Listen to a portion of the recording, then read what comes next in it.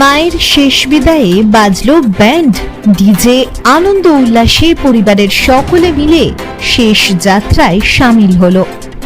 মানিকচকের কামালপুর অঞ্চলের ঠাকুরপাড়া এলাকায় এক অদ্ভুত ঘটনার সাক্ষী রইল আজ। পাড়ায় কেউ বলতো ঠাকুমা, আবার কেউ বলতো দিদা। দিদা আজ শেষ বিদায় নিল এই পৃথিবী ছেড়ে।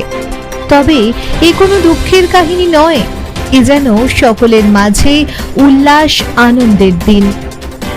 রানী মণ্ডল, বয়সানুমানিক 110 বছর, 4 ছেলে, পুত্রবধূ, নাতি নাতনি সহ বিশাল পরিবারকে পৃথিবীতে রেখে আনন্দে চোখ বুজলেন।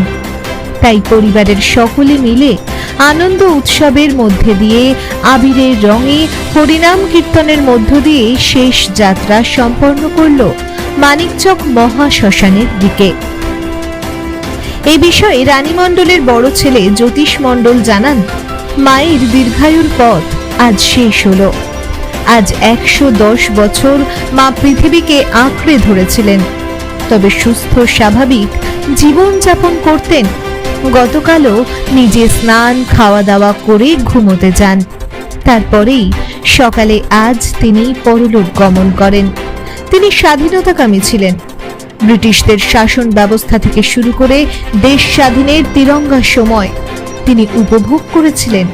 পাড়ার ছোট ছোট ছেলেমেয়েরা মায়ের কাছে এ প্রসঙ্গে গল্প শুনতে আসত।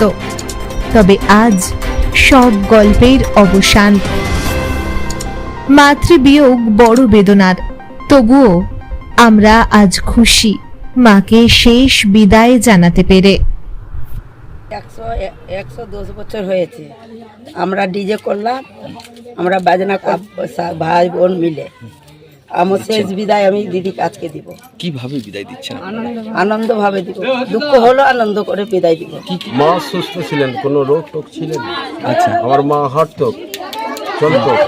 কালকে চান টান করে মাকে খাবিয়ে দাবিয়ে ঘুমালো, তো ওই চোখ মরলো, তো আর খুললো না। আচ্ছা, হাঁটাচলা করতে পারতো? হ্যাঁ, ভালো ভালো। আজকে কি করছেন? উনি নিজে মারা গেছেন, ওর জন্যে হরিনাম করলাম, ওর জন্যে ডিজে করলাম, ওর জন্যে বাজা পার্টি করলাম। আমরা আনন্দে 4 ভাই মিলে সোসাইটি। কেন এই ডিজে কেন করলেন? খুশিতে। খুশিতে। আচ্ছা, কিসের খুশি কি জানো? আমার মা মরলো, আমরা 4 ভাই আছি, ওর সবাই মিলে সাৎকর্য করবো। শেষ বিদায় মায়ের। শেষ বিদায় ভাই। আচ্ছা, আপনার বয়স কত হলো?